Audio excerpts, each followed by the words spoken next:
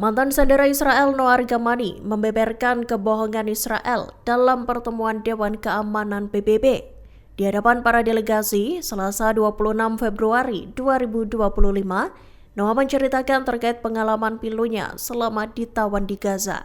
Dalam pidatonya, Noah menyatakan bahwa keberadaannya di tengah pertemuan DKPBB itu adalah sebuah keajaiban. Ia lantas menegaskan bahwa perundingan tahap kedua gencatan senjata harus terus dilakukan. Dikutip dari Jewish News Syndicate, secara tersirat, Noah membeberkan tentang kebrutalan tentara Israel di Gaza. Ia mengatakan pada suatu hari, bangunan tempatnya ditawan bersama Itai Swirsky dan Yossi Sharabi ambruk. Mereka lantas terjebak di bawah reruntuhan bangunan tersebut. Noah mengaku tak bisa bergerak dan kesulitan bernapas. Ia mencoba meminta pertolongan dengan cara berteriak, begitupun Yossi Sharabi. Namun beberapa detik setelahnya, Noah mengaku tak lagi mendengar suara teriakan Yossi.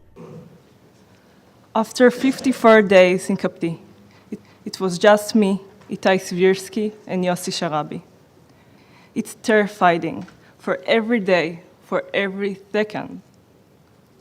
One evening, the house that we all be holding was blown up, and we found ourselves in the destructions.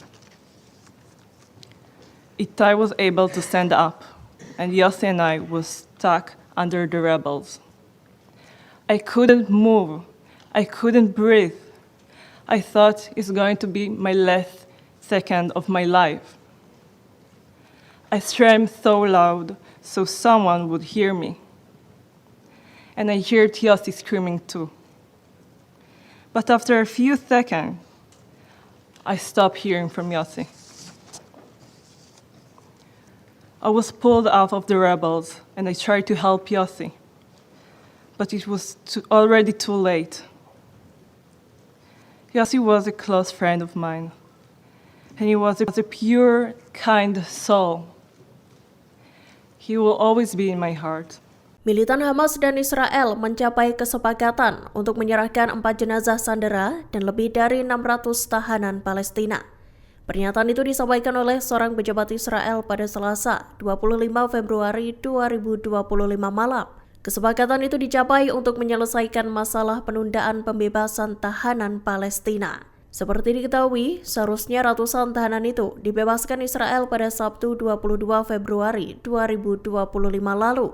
Dikutip dari The Times of Israel, kesepakatan pembebasan sandera dan tahanan itu akan dilakukan melalui Mesir Rabu 26 Februari 2025. Diketahui sebelumnya, Israel menolak membebaskan ratusan tahanan Palestina di hari terakhir gelombang pertama gencatan senjata. Hal itu buntut diadakannya upacara serah terima sandera dan jasad warga Israel yang ditawan. Seorang pejabat Israel menyatakan, Hamas kini telah sepakat untuk tak mengadakan upacara seperti itu dalam pembebasan sandera yang akan datang. Hamas menyatakan kesepakatan itu dicapai selama pertemuan delegasinya yang dipimpin oleh Khalil Al-Hayya di Kairo dengan para pejabat Mesir. Israel tengah mempertimbangkan untuk memperpanjang gencatan senjata selama 42 hari di Gaza. Pasalnya, Israel berupaya untuk membawa kembali 63 sandera yang masih ditawan Hamas.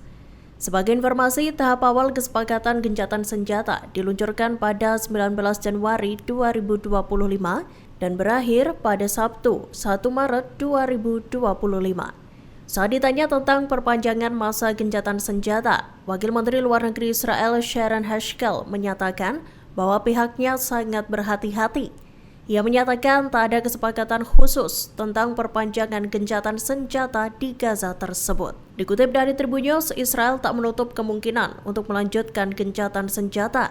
Namun ia menegaskan bahwa perpanjangan itu harus diimbali dengan pembebasan seluruh sandera Israel.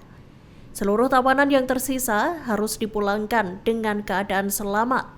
Jika tak ada kesepakatan yang dicapai pada Jumat 28 Februari 2025, para pejabat memperkirakan akan adanya pertempuran antara Israel dan Hamas lagi.